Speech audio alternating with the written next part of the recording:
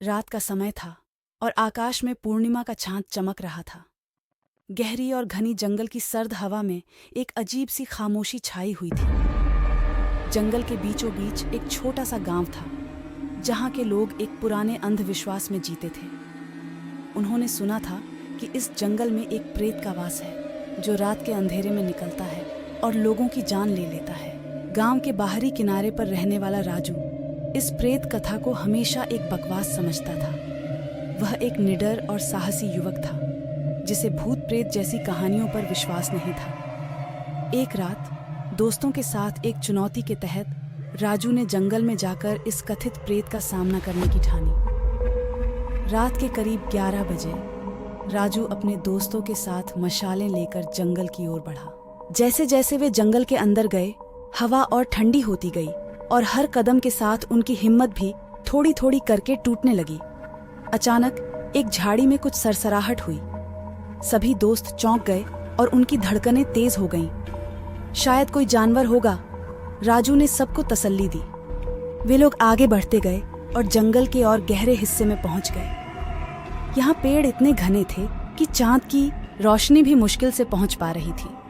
तभी उन्होंने एक पुराने टूटे फूटे मंदिर को देखा।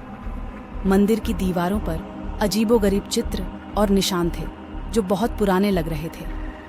राजू ने सबको मंदिर के अंदर चलने को कहा, लेकिन उसके दोस्त डर के मारे रुक गए। मैं अकेला ही जाऊंगा, राजू ने कहा और मशाल लेकर मंदिर के अंदर कदम रखा। अंदर का दृश्य और भी भयानक था। दीवारों पर पुराने खून के धब्बे और जानवरों की हड्डियां पड़ी थीं। मंदिर के बीचों बीच एक बड़ा सा पीपल का पेड़ था, जिसकी जड़ें मंदिर के फर्श से निकलकर चारों ओर फैली हुई थीं। अचानक एक ठंडी हवा का झोंका आया और मशाल की लौ बुझने लगी। राजू ने मशाल को जोर से पकड़ा, लेकिन तभी उसे एक अजीब सी आवाज सुनाई दी। कौन है यहां? राजू ने जोर से पूछा। जवाब में सिर्फ सन्नाटा था। तभी पेड़ की जड़ों के पास एक परछाई हिलती हुई नजर आई। राजू ने हिम्मत जुटाई और परछाई की ओर बढ़ा। जैसे ही वह पास पहुंचा, उसे महसूस हुआ कि उसकी पीठ पर किसी ने हाथ रखा है। उसने पीछे मुड़कर देखा, लेकिन वहां कोई नहीं था। डर के मारे उसका दिल तेजी से धड़कने लगा। तभी अचानक मंदिर के अंदर एक भयानक चीख गूंजी और मशाल की लौ बुझ गई। अब चारों ओर घना अंधेरा था। राजू ने अपने हाथ से टटोलकर कुछ खोजने की कोशिश की, लेकिन तभी एक सर्द हाथ ने उसका गला पकड़ लिया। राजू ने खुद को छुड़ाने की कोशिश की, लेकिन वह हाथ बहुत मजबूत था। उसने जोर से चिल्लाने की कोशिश की, लेकिन उसकी आवाज बाहर नहीं जा सकी। मंदिर के बाहर उसके दोस्त उसकी चीखें सुन सकते थे, लेकिन वे इतना डर गए थे कि कोई अंदर जाने की हिम्मत नहीं कर पाया। कुछ देर बाद राजू की चीखें बंद हो गईं और वहां गहरा सन्नाटा छा गया। उसके दोस्त डर के मारे भाग खड़े हुए और गांव पहुंचकर लोगों को बताया। गांव वालों ने अगले दिन सुबह जाकर मंदिर की तलाशी ली, लेकिन राजू का कोई निशान नहीं मिला। सिर्फ उसकी मशाल और एक पुरानी खून से सनी हुई चादर वहां पड़ी मिली।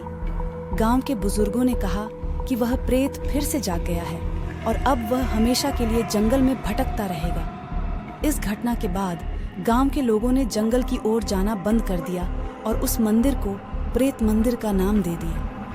लोग कहते हैं कि जो भी उस मंदिर के पास जाता है, वह कभी वापस नहीं आता।